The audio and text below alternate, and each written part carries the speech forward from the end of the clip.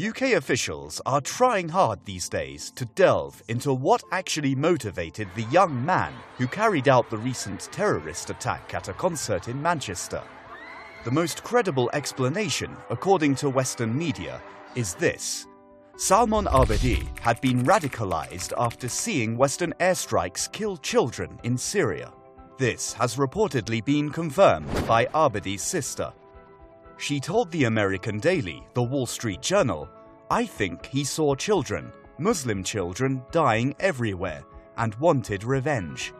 Even if the motive is taken for granted, the irony is that Abedi helped those in the West who purposefully try to tarnish Islam's image and promote the hate of Muslims among Western nations and throughout the world. The person who perpetrated the Manchester attack would have done so in the name of Islam, and I would say that's a use and abuse of Islam by supremacist forces that have actually been injected into the Muslim community globally by colonialism. This started a long time ago, whereby the British actually helped to bring to power Ibn Wahhab in the Arabian Peninsula, that went on to become the Wahhabi state of the Kingdom of Saudi Arabia. So this has been going on for over 150 years.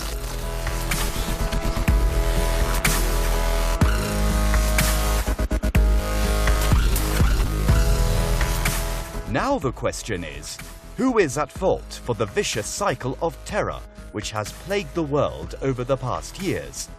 The dominant narrative promoted by some anti-Islam quarters and mainstream media in the West aims to blame such evil acts on the religion and its followers. It's very much the case that this is a westernized, a colonial distortion of Islam that they are promoting amongst the people of the world, so the people of the world get a bad impression of Muslim and Islam. Indeed, the person who conducted the Manchester attack, him and his father and the wider political community that they are in, are well-known death squad forces openly allied with the British intelligence services. Indeed, his father was basically sent to Libya in 2011. There are some realistic politicians in the West who think the opposite. One of them is British opposition Labour Party leader Jeremy Corbyn, who says the root cause of terror lies in the UK's wars abroad.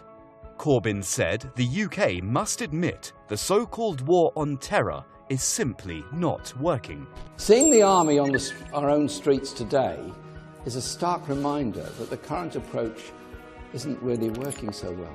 It's the people who are in our homelands, in the Muslim majority countries, who are the first and the greatest victims to this neo-colonial supremacist terrorism in which the Western states are colluding with. So our people are best suited and most effective in counter-opposing this imperialist directed terrorism.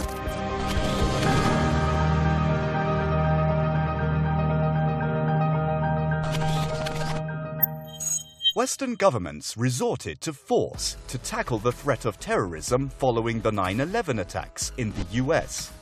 Many in the West, including the UK Labour Party leader, have arrived at the conclusion that this approach has failed to produce any results.